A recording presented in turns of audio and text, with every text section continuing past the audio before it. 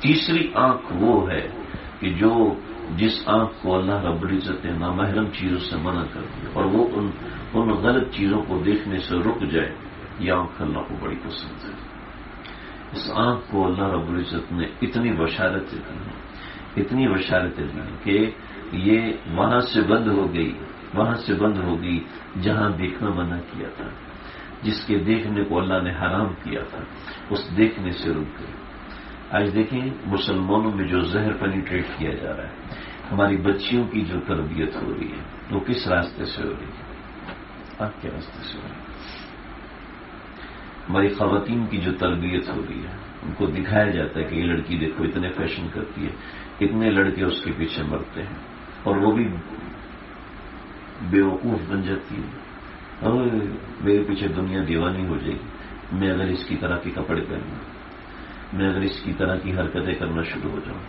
اللہ کی قسم آج سے 10-15 سال پہلے، آپ لوگ اتنے بڈھے تو نہیں ہیں نا سارے، آج سے 10-15 برس پہلے اس طرح کی حرکت کرنے والے کو لوگ کتنی گھٹیا نظر سے دیکھتے تھے کہ تو یہ اچھی لڑکی نہیں، لیکن آج وہی عورتیں لوگوں کی نظر میں کہ نوجوان لڑکے بھی پاگل ہیں کہ ہم اس کے فین ہیں، نوجوان لڑکیاں بھی پاگل ہیں کہ ہمیں ان سے محبت ہے، نوجوان لڑکیاں بھی یہ چاہتی ہیں کسی طریقے سے ہماری ان سے بات ہو جائے اور پاگل پن کا اظہار کرتی ہیں کہ جب ہماری بات ہوگی یہ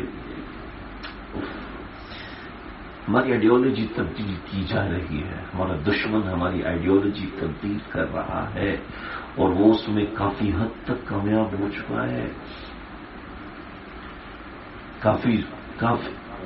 کافی بڑی تعداد ہے آج کے زمانے میں ان بچیوں کی کہ جو اپنی عزت اسی کو سمجھتی ہیں کہ جتنا جسم ننگا ہوگا اتنی زیادہ عزت ہوگی۔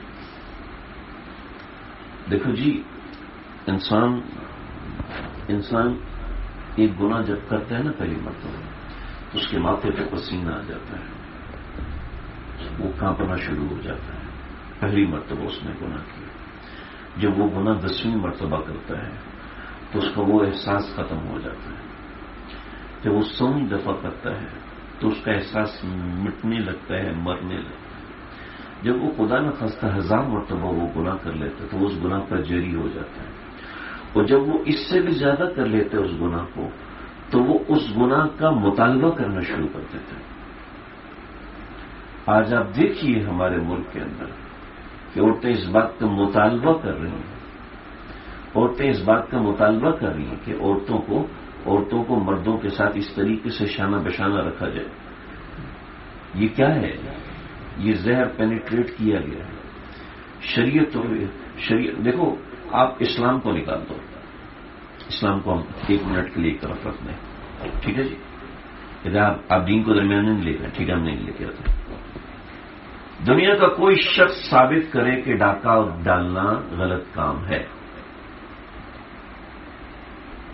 میں آپ کو 1 سال کا وقت دے دیتا ہوں، اسلام کو ایک طرف رکھے، ٹھیک ہے؟ ڈاکہ ڈالنا غلط ہے تو یہ ثابت کر، ایک دن میں 1 کروڑ کا مالک بننے کا واحد طریقہ ڈاکہ مارو۔ کتنا فائدہ ہے؟ کیوں جی؟ مذہب کو ہٹا دیں ایک طرف، ڈاکہ ڈالنا غلط ہے ثابت کرو، زنا کرنا غلط ہے ثابت کرو، میں خواہش پوری کروں، غلط ہے ثابت کرو ماں کے ساتھ کرنا، غلط ہے ثابت کرو بہن کے ساتھ کرنا، ثابت کرو، مذہب کو ہٹا دو، مذہب نہیں، کوئی ثابت نہیں کر سکتا، دنیا کا کوئی انسان ثابت نہیں کر سکتا کہ چوری کرنا، قتل کرنا غلط ہے، ثابت کرو، جو بندہ میرا نقصان کر رہا تھا اس نقصان سے بچنے کا واحد طریقہ اس کو قتل کرو، چلو جی تمہیں نقصان ہوگا، میں امریکہ چلا جاتا ہوں، مجھے کیا نقصان ہوگا؟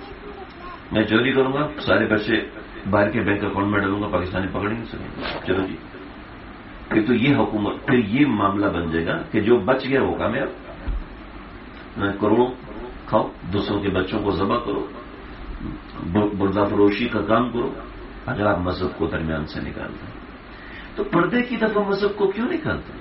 جب ان معاملات میں آپ مذہب کو نہیں نکال سکتے تو پردے کی دفعہ مذہب کو کیوں درمیان سے نکالتے ہیں؟ رسول اکرم صلی اللہ علیہ وسلم کی تعلیمات کو کیوں نکالتے ہیں؟ آقا علیہ الصلوۃ والسلام کے سکھائے ہوئے اعمال کو کیوں درمیان سے نکالتے ہیں؟ آخر کیا چیز ہے جو ہمارے نوجوانوں کو اس بات پہ مجبور کر رہی ہے؟ ہمارے سوشل میڈیا اکاؤنٹس پہ اس بات پہ مجبور کیا جا رہا ہے کہ مذہب کو درمیان میں نہ لاؤ، شخصی آزادی ہونی چاہیے اور یہ ہونا چاہیے، یہ ہونا چاہیے. ہاں جی، دفتر میں سب آزاد ہیں، آپ کی فیکٹری میں سب آزاد ہیں، جو مرضی ہے، جب مرضی جائے ہے بھی. کلاس روم میں سب آزاد ہوتے ہیں، جس کا دل چاہے جو پڑھائے. کیوں جی؟ ارے ایک ٹیچر بھی آزاد نہیں ہے پڑھانے کے اندر بھی، اور میرا دل کرتا ہے میں اسلامیات پڑھاؤں. آپ میتھ کے ٹیچر ہیں، میتھس پڑھائیں. سمجھ رہے؟ آپ اسلامیات کے ٹیچر نہیں ہیں، آپ میتھس کے ٹیچر ہیں، آپ اردو کے ٹیچر ہیں، اردو پڑھائیے. سمجھ؟ وہاں پر وہ ٹیچر پابند ہے، دین سب آزاد. کیوں جی؟ میٹنگ ہو رہی ہے اور میٹنگ میں ہر بندہ آزاد ہے مشورہ دینے کو، ایسا ہوتا ہے. لیکن آج ہر بندہ آزاد ہے، جس کے منہ میں جتنی بڑی زبان ہے وہ اتنا بڑا اسٹار ہے. جو جتنا بدتمیز ہے، جو جتنی بڑی گالی دے سکتے اتنا بڑا اسٹار ہے. کہ کیا ہے؟ ان چیزوں کے ذریعے سے دین نہیں آتا، ان چیزوں کے ذریعے سے ہم دین نہیں سیکھ سکتے. چنانچہ ہماری نظر کے ذریعے سے ہمیں جو سکھایا جا رہا ہے، میں کیا بتاؤں. ہمارے ایک ساتھی آتے تھے، کہتے ہیں مولوی حضرات بہت بنیاد پرست قسم کے لوگ ہوتے ہیں، ان کی نظر میں بہت کنجکشن ہوتی ہے، بہت چھوٹی نظر ہوتی ہے، نظر کی وسعت نہیں ہوتی.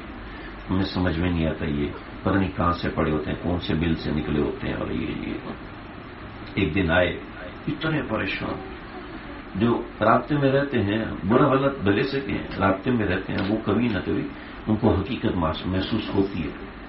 ایک دن آئے بہت پریشان. کہ میری زندگی کے 2 واقعات نے مجھے ہلا کے رکھ دیا. کیا ہو؟ کہ میرے والد صاحب کا انتقال ہوا.